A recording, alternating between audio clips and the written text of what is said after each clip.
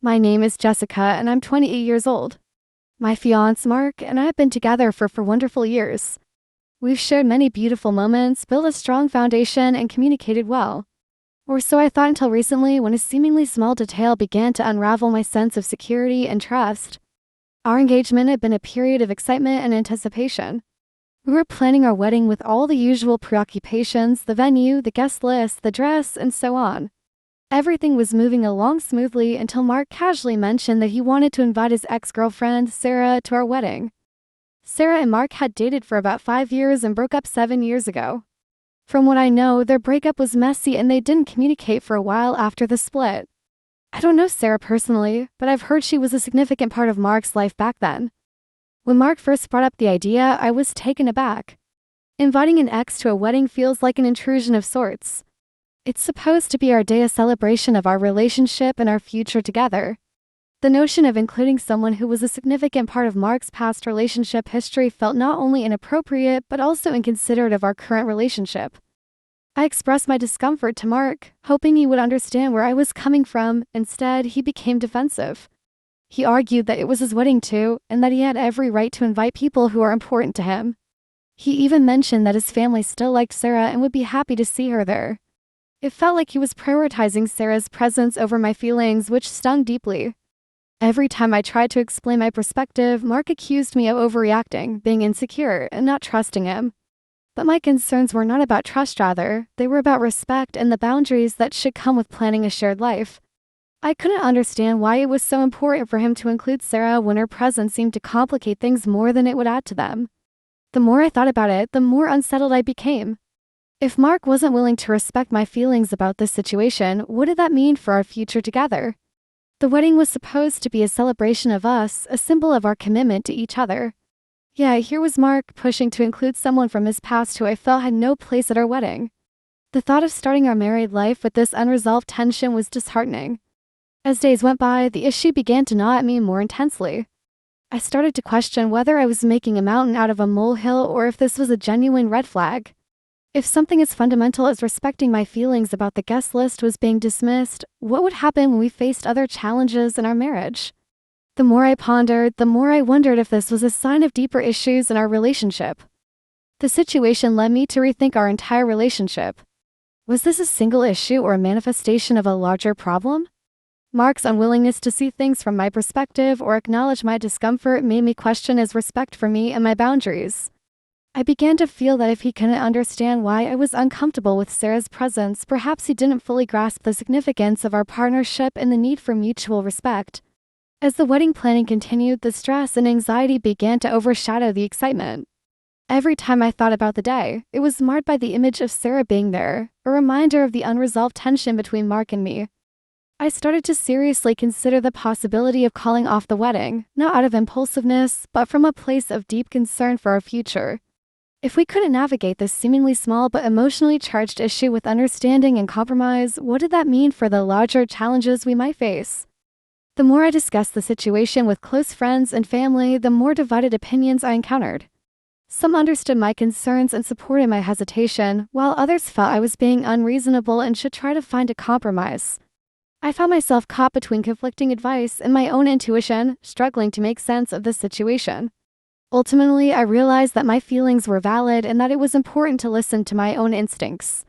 If Mark couldn't respect my boundaries and feelings regarding Sarah, it raised serious questions about the dynamics of our relationship.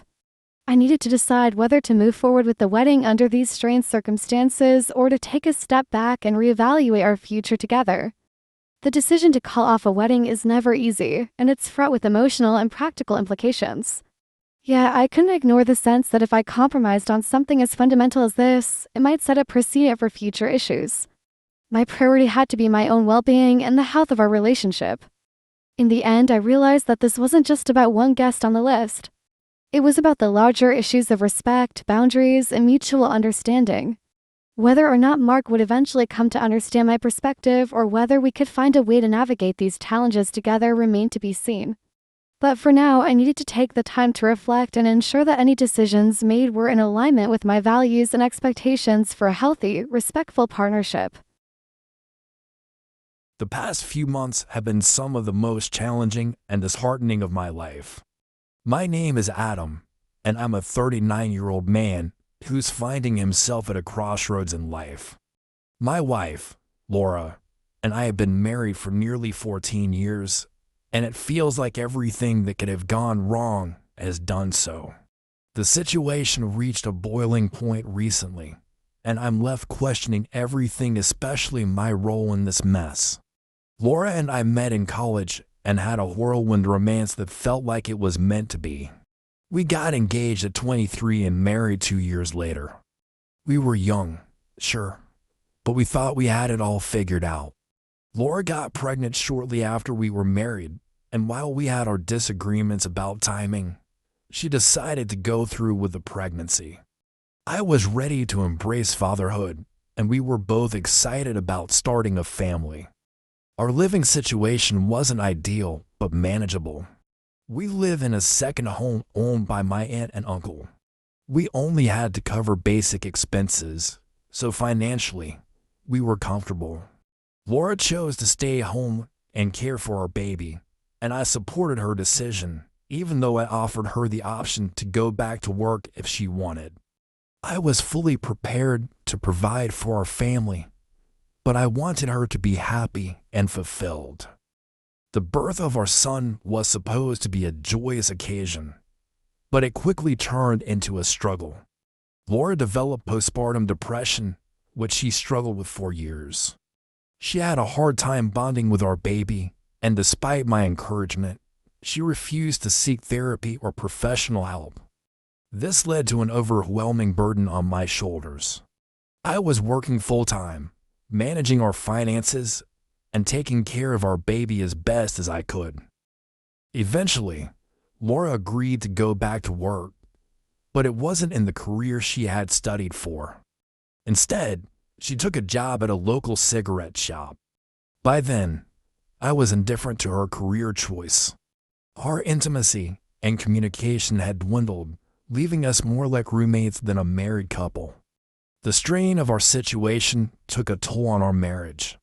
We stopped discussing anything other than our son, and I felt like we were just coexisting. Fast forward to the present, and our son is now 17, preparing for college, which is fully funded by me and his grandparents. He is a great kid, hardworking and independent. However, things took a drastic turn when Laura expressed her deep dissatisfaction with her life. During a heated argument, she told me she regretted marrying me, regretted having our son, and wished she had aborted him. Our son overheard this exchange, and his reaction was explosive. He told Laura that if she felt that way, then she wasn't his mother anymore, and essentially cut her out of his life. It's been 2 months since then, and the rift between them remains wide. He's been avoiding her completely, managing his life independently, and interacting with me for any support he needs. Laura is understandably upset and is demanding that I intervene and make our son reconcile with her. However, my stance has been clear from the beginning. I won't force him to do anything he doesn't want to do. He's old enough to make his own decisions and understand his own feelings. If he feels this way about her, then I believe that's his right. Laura's friends have been reaching out, berating me for being a terrible husband and father. They claim I should be doing everything in my power to mend the relationship between Laura and our son. Yet, I find myself standing firm on my position. If Laura is feeling the consequences of her actions, I don't see it as my responsibility to fix it. She made her bed, and now she has to lie in it. The situation has left me emotionally drained. I'm at a point where I'm seriously contemplating divorce. My relationship with Laura is strained beyond repair, and the thought of staying in a marriage where we are essentially strangers is unappealing. I'm torn between my loyalty to my son and the pressure from Laura and her friends to mend what's broken. So, here I am, trying to make sense of it all. I'm not looking for sympathy, but rather an objective view on whether my actions or lack thereof make me the asshole in this situation.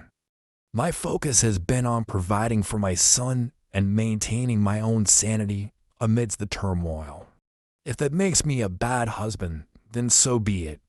But I need to know if I'm in the wrong for not intervening in a situation that feels beyond my control.